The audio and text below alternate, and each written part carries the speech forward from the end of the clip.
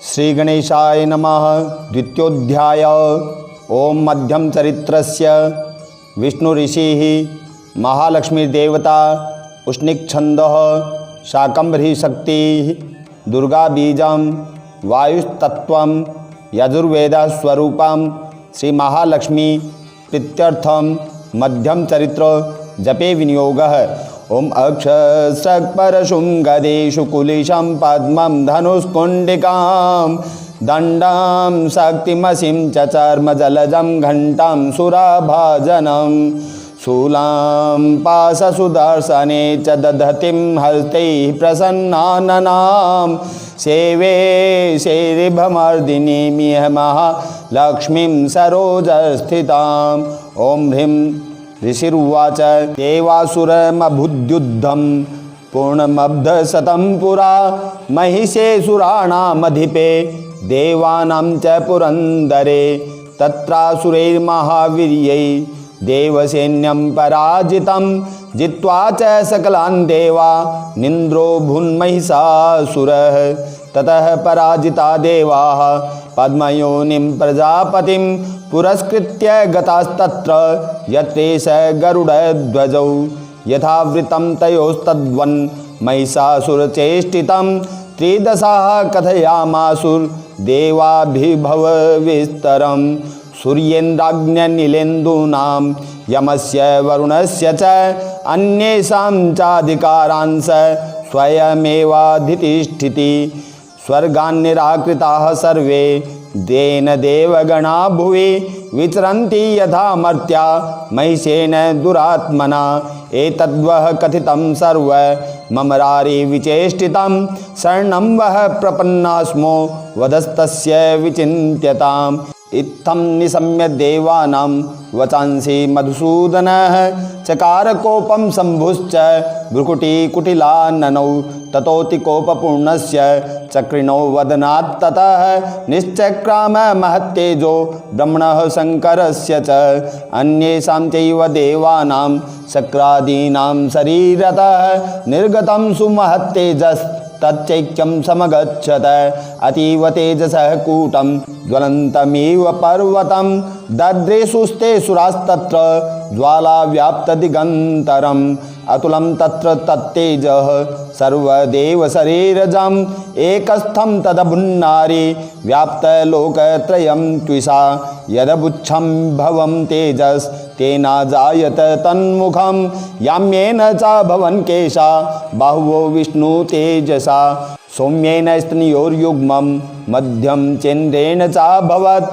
वारुणेन च जङ्घोरु नितम्बस्तेजसा भुवः ब्रह्मणस्तेजसा पादौ तदङ्गुल्योर्कतेजसा वसूनां च कराङ्गुल्य कौबेरेण च नासिका तस्यास्तु दन्ताः सम्भूताः प्रजापत्येन तेजसा नयनत्रयीतयं जज्ञे तथा पावकतेजसा भ्रुवौ च सन्ध्यायोस्तेजः श्रवणावनिलस्य च अन्येषां चैव देवानां सम्भवस्तेजसां शिवा ततः समस्तदेवानां तेजो राशि समुद्भवां तां विलोक्य मुदं प्रापु रम्रा महिषार्दिता शूलं शूलाद्विनिष्कृष्य ददौ तस्यै पिनाकधिक चक्रं च दत्त्वान् कृष्णः समुत्पाद्य स्वचक्रतः शङ्खं च वरुणः शक्तिं ददौ तस्यै हुतासनः मारुतो दत्त्वांश्चापं बाणपूर्णे तथे सुधि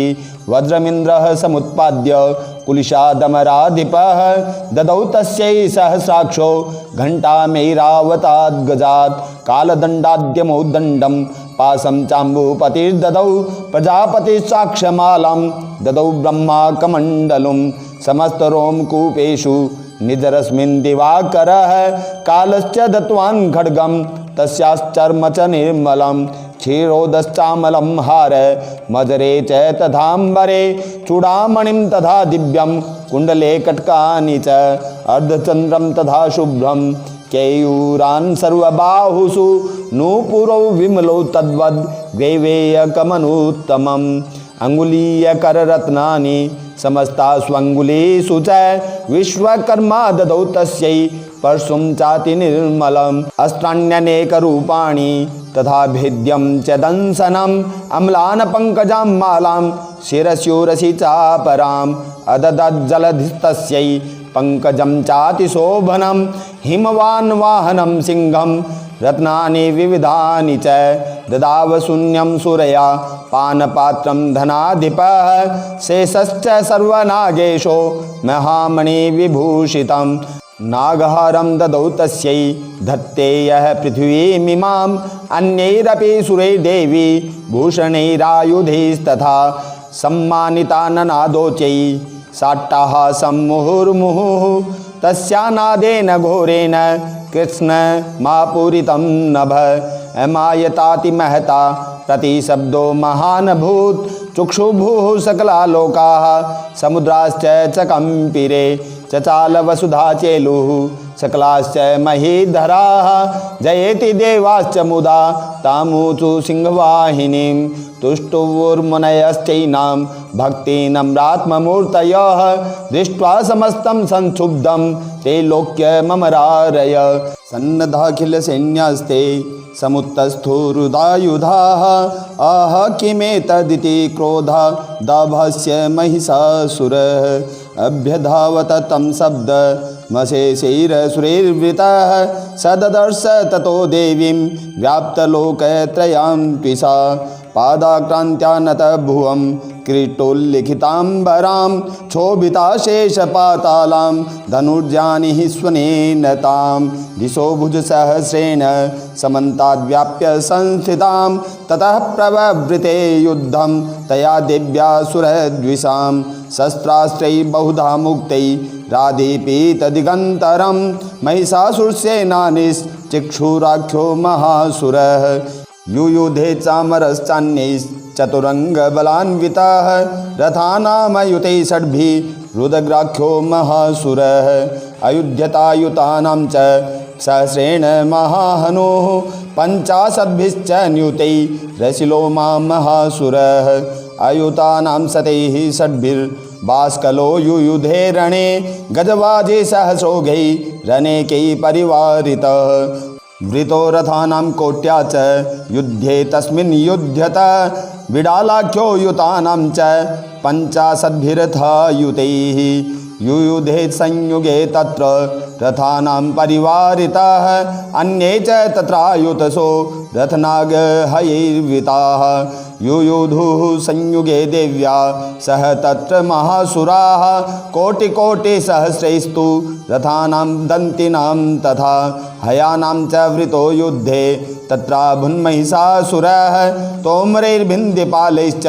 शक्तिभिर्मुसलैस्तथा युयुधुः संयुगे देव्या खड्गैः परशुपट्टिशैः केचिच्चिक्षिपुः शक्तिः केचित् पाशांस्तथा परे देवीं खड्गप्रहारैस्तु ते तां हन्तुं प्रचक्रमुः सापि देवी ततस्तानि शस्त्राण्यस्त्राणि चण्डिका लीलयैव प्रचिच्छेद निजशस्त्रास्त्रवर्षिणी अनायस्ता नना देवी स्तूयमाना सुरर्षिभिः मुमुचासुरदेहेषु शस्त्राण्यस्त्राणि चेश्वरी सोऽपि क्रुद्धो धुतशटो देव्या वाहनकेसरी चचारासुरसैन्येषु वनेष्विव हुतासनः निःश्वासान् मुमुचेयांश्च युध्यमाना रणिम्बिका त एव सद्यः सम्भूता गणाः शतसहस्रशः युयुधुस्ते परशुभिर्भिन्दिपालासि पट्टिशैः नाशयन्तो सुरगणान् देवी शक्त्युपबृंहिता अवादयन्त पटहान् गणाः शङ्खास्तथा परे मृदङ्गाश्च तथैवान्ये तस्मिन् युद्धमहोत्सवे ततो देवी त्रिशूलेन गदया शक्तिवृष्टिभिः खड्गादिभिश्च शतशो निजघान महासुरान् पातयामास चैवान्यान् घण्टास्वन विमोहितान् असुरान् भुवि पाशेन बद्ध्वा चान्यान् कर्षयत् केचिद्विधा कृतास्तीक्ष्णैः खड्गपातैस्तथा परे विपोथिता निपातेन गदया भुवि सेरते वेमुश्च केचिद्रुधिरं मूसलेन भृशं हताः केचिन्निपतिता भूमौ भिन्नाः शूलेन वक्षसि निरन्तराः सरौघेन कृताः केचिद्रणाजिरे सेनानुकारिणः प्राणान्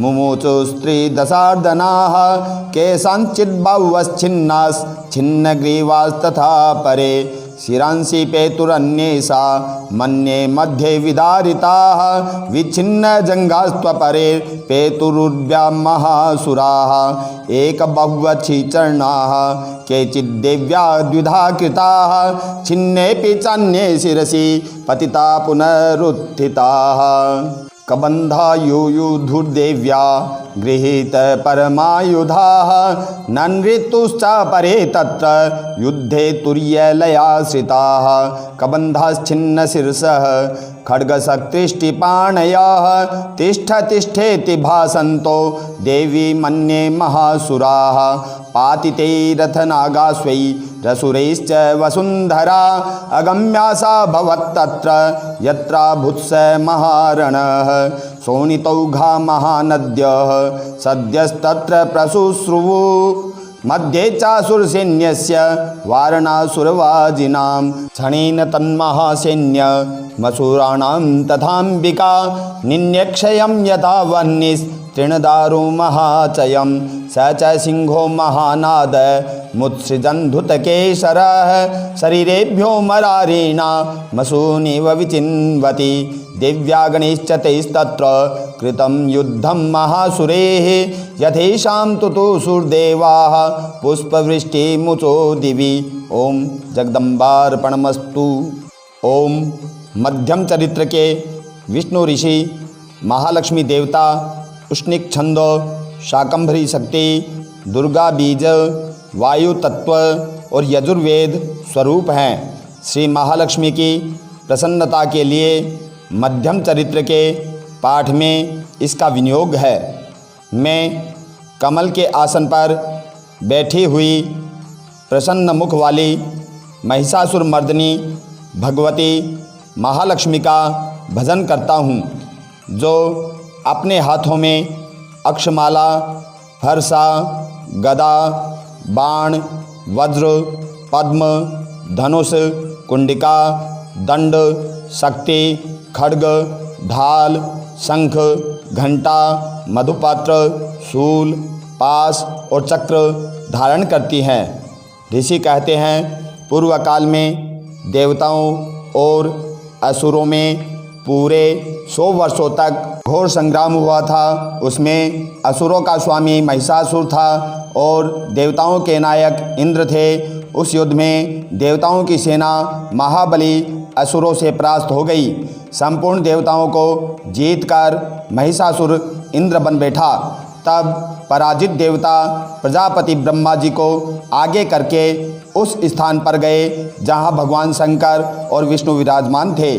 देवताओं ने महिषासुर के पराक्रम तथा अपनी पराजय का यथावत वृतांत उन दोनों देवेश्वरों से विस्तार पूर्वक कह सुनाया।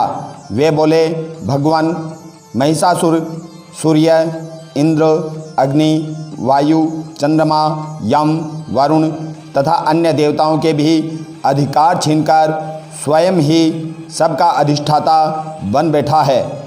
उस दुरात्मा महिष ने समस्त देवताओं को स्वर्ग से निकाल दिया है। अब वे मनुष्यों की भांति पृथ्वी पर विचरते हैं। दैत्यों की यह सारी करतूत हमने आप लोगों से कह सुनाई। अब हम आपकी शरण में आए हैं, उसके वध का कोई उपाय सोचिए। इस प्रकार देवताओं के वचन सुनकर भगवान विष्णु और शिव ने दैत्यों पर बड़ा क्रोध किया। उनकी भौहें तन गई और मुँह टेढ़ा हो गया। तब अत्यंत कोप में भरे हुए चक्रपाणी श्री विष्णु के मुख से एक महान तेज प्रकट हुआ। इसी प्रकार ब्रह्मा, शंकर तथा इंद्र आदि अन्य देवताओं के शरीर से भी बड़ा भारी तेज निकला। वह सब मिलकर एक हो गया। महान तेज का वह पुंज जाज्वल्यमान पर्वत सा जान पड़ा। देवताओं ने देखा, वहाँ उसकी ज्वालाएं संपूर्ण दिशाओं में व्याप्त हो रही थी। संपूर्ण देवताओं के शरीर से प्रकट हुई उस तेज की कहीं तुलना नहीं थी। एकत्रित होने पर वह एक नारी के रूप में परिणत हो गया और अपने प्रकाश से तीनों लोकों में व्याप्त जान पड़ा। भगवान शंकर का तेज था, उससे उस देवी का मुख प्रकट हुआ। यमराज के तेज से उसके सिर के बाल निकल आए। श्री विष्णु भगवान के तेज से उनकी भुजाएं उत्पन्न हुई। चंद्रमा के तेज से दोनों स्तनों का और इंद्र के तेज से मध्य भाग कटि प्रदेश का प्रादुर्भाव हुआ। वरुण के तेज से जंघा और पिंडली तथा पृथ्वी के तेज से नितंब भाग प्रकट हुआ।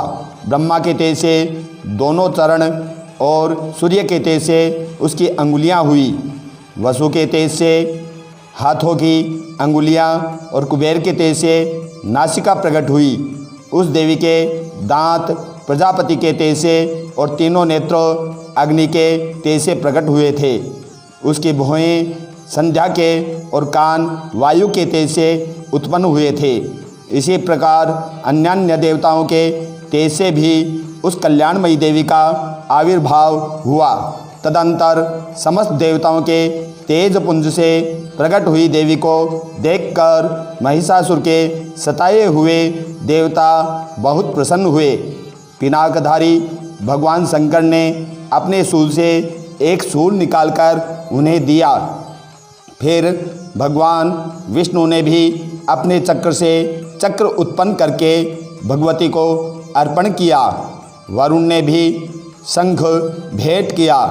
अग्नि ने उन्हें शक्ति दी और वायु ने धनुष तथा बाण से भरे हुए 2 तरकस प्रदान किए। सहस्र नेत्रों वाले देवराज इंद्र ने अपने वज्र से वज्र उत्पन्न करके दिया और ऐरावत हाथी से उतारकर 1 घंटा भी प्रदान किया। यमराज ने कालदंड से दंड, वरुण ने पास, प्रजापति ने स्फटिकाक्ष की माला तथा ब्रह्मा जी ने कमंडलू भेंट किया। सूर्य ने देवी के समस्त रोम कूपों में अपनी किरणों का तेज भर दिया। काल ने उन्हें चमकती हुई ढाल और तलवार दी। क्षीर समुद्र ने उज्ज्वल हार तथा कभी जीर्ण न होने वाले 2 दिव्य वस्त्र भेंट किए।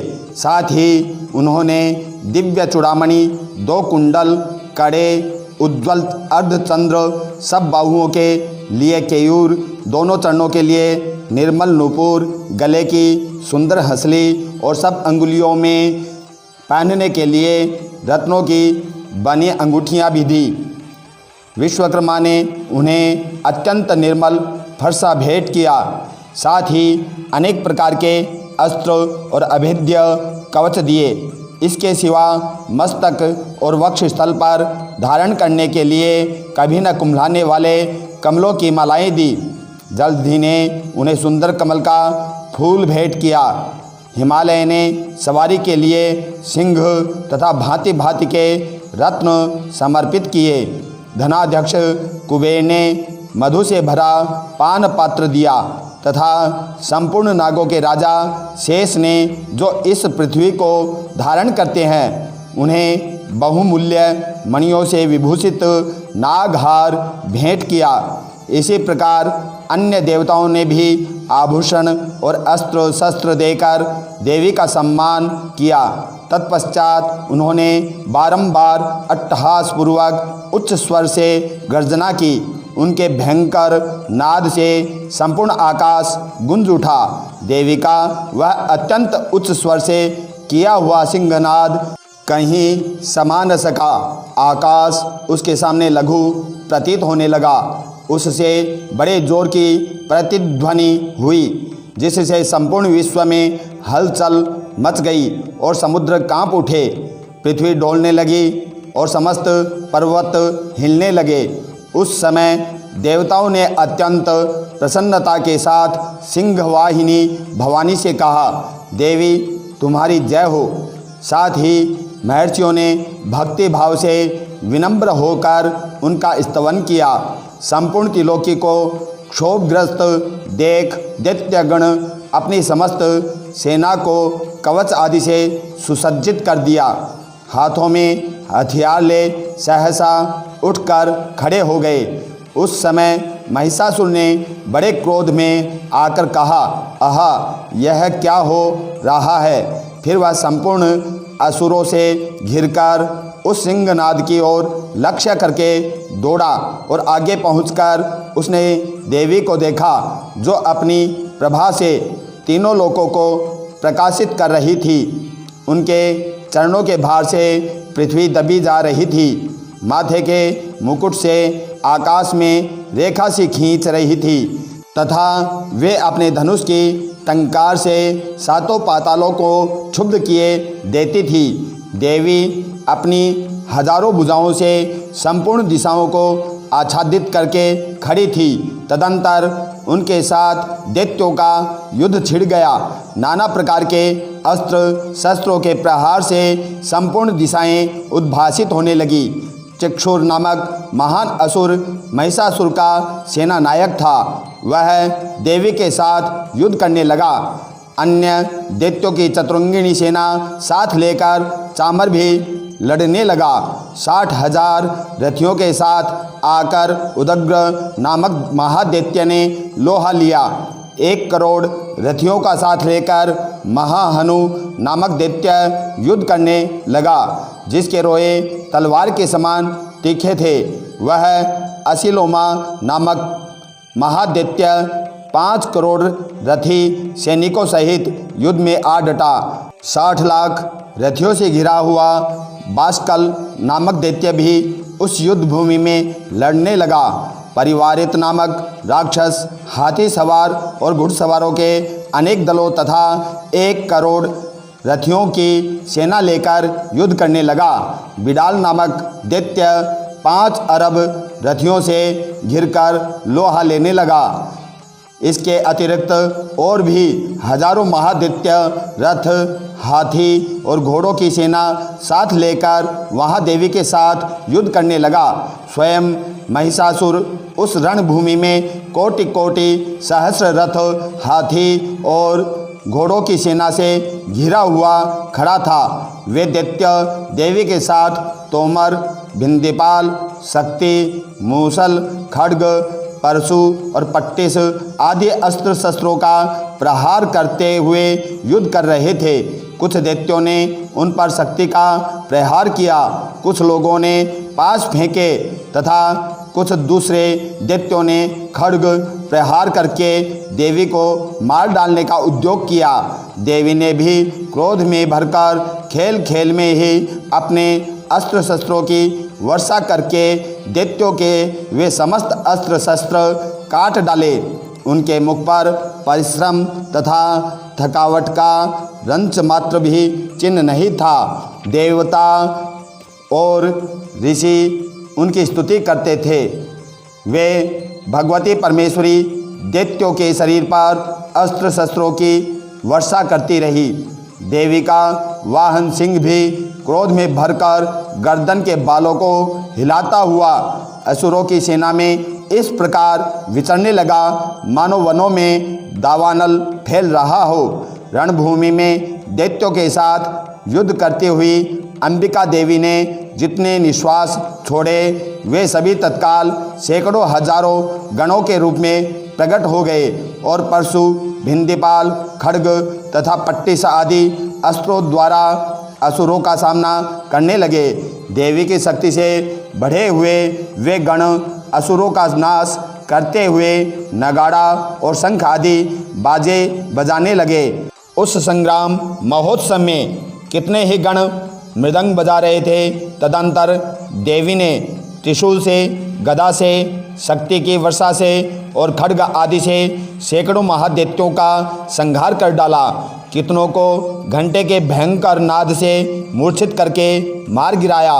बहुतेरे दैत्यों को पास से बांधकर धरती पर घसीटा। कितने ही दैत्य उनके तीखी तलवार की मार से 2-2 टुकड़े हो गए। कितने ही गदा की चोट से घायल हो धरती पर सो गए।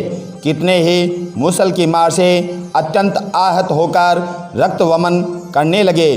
कुछ दैत्य शूल से छाती फट जाने के कारण पृथ्वी पर ढेर हो गए उस रणांगण में बाण समूह की वृष्टि से कितने ही असुरों की कमर टूट गई।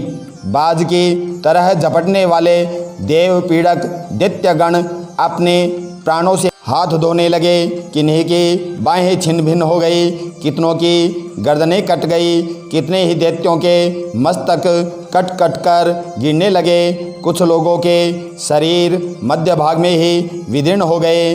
कितने ही महादैत्य जांघें कट जाने से पृथ्वी पर गिर पड़े। कितनों को ही देवी ने एक बाह, एक पैर और एक नेत्र वाले करके 2 टुकड़ों में चीर डाला। कितने ही दैत्य मस्तक कट जाने पर भी गिरकर फिर उठ जाते और केवल धड़ के ही रूप में अच्छे अच्छे हथियार हाथ में ले देवी के साथ युद्ध करने लगते थे। दूसरे कबंध युद्ध के बाजों के लय पर नाचते थे। कितने ही बिना सर के धड़ हाथों में खड्ग, शक्ति और रिष्टि लिए दौड़ते थे तथा दूसरे महादैत्य ठहरो ठहरो यह कहते हुए देवी को युद्ध के लिए ललकारते थे। जहाँ वह घोर महासंग्राम हुआ था वहाँ की धरती देवी के गिराए हुए रथ, हाथी, घोड़े और असुरों की लाशों से ऐसे पट गई थी कि वहाँ चलना फिरना असंभव हो गया था। दैत्यों की सेना में हाथी, घोड़े और असुरों के शरीरों से इतनी अधिक मात्रा में रक्तपात हुआ था कि थोड़ी ही देर में वहाँ खून की बड़ी बड़ी नदियाँ बहने लगी। जगदम्बा ने असुरों की विशाल सेना को क्षण भर में नष्ट कर दिया। ठीक उसी तरह जैसे तृण और काठ के भारी ढेर को आग कुछ ही क्षणों में भस्म कर देती है, और वह सिंह भी गर्दन के बालों को हिला हिलाकर जोर जोर से गर्जना करता हुआ दैत्यों के शरीरों से मानो उनके प्राण चुने लेता था। वहाँ देवी के गणों ने भी उन महादैत्यों के साथ ऐसा युद्ध किया जिससे आकाश में खड़े हुए देवतागण उन पर बहुत संतुष्ट हुए और फूल बरसाने लगे। जगदम्बार्पणमस्तु।